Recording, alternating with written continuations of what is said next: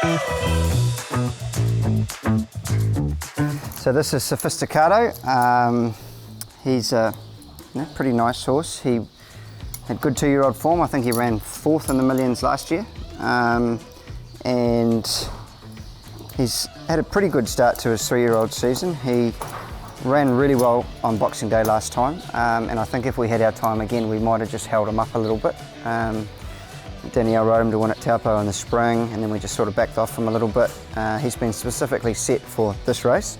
I guess he is running well, but like he ran into on the bubbles last time in Paranui Bay, so that's decent sort of form race. And he sort of drew out and he got caught wide, and he's probably just a length or two off them. But if he does have a little bit of luck in running and can save a few, save a bit of petrol and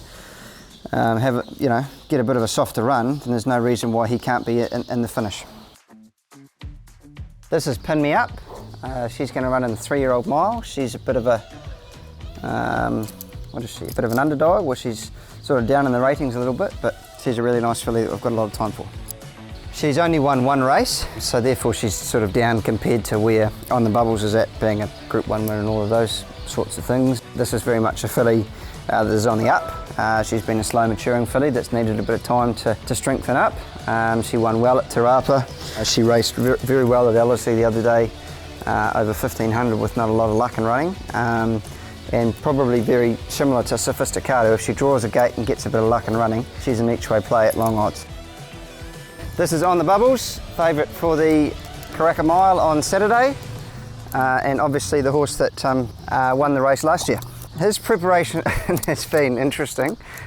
He just had a bit of a day out at the trials on us the other day here at Matamata, and it was duly noticed by quite a few people that he didn't trial very well. But I wouldn't be too concerned about that. He can be a bit of a lad at times, and his work since has been good. He worked well this morning, Tuesday. So I think everything's where it needs to be, and I would encourage punters and anybody out there just to put a line through his trial and take him on his run at Ellerslie on Boxing Day.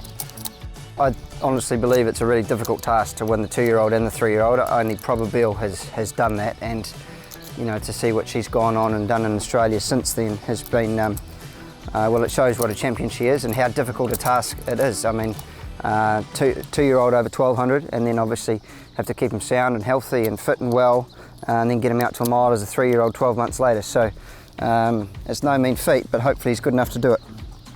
Where to from the Karaka Mile? I'm not entirely sure. There's plenty of different options for him, both here and in Australia. He's probably not a horse that is bred to stay a mile and a half, so I don't really think he's a Derby horse, but he might go to 2,000 metres in an Avondale Guineas or something like that, or he might go to Australia for a nice mile type race. But we will just get through Saturday and not get too far ahead of ourselves before we sort of confirm our plans, but plenty of different options for a horse like this.